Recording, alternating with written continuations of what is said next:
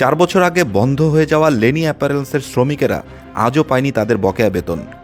পাওনার দাবিতে আজ ডিইপিজেড এর সামনে নবীনগর চন্দ্রা সড়ক অবরোধ করে বিক্ষোভ করেছে তারা।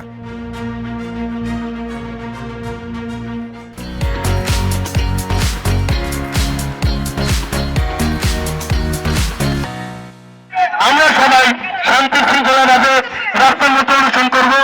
আমরা কেউ টাকা না নিয়ে বাড়িতে যাবো না। 30 তারিখের মধ্যে আমাদের টাকা দিয়ে দিতে হবে। 30 তারিখের আগে আমাদেরকে নোটিশ দিয়ে জানানোর কথা ছিল, সেটা আমাদেরকে জানায় নাই।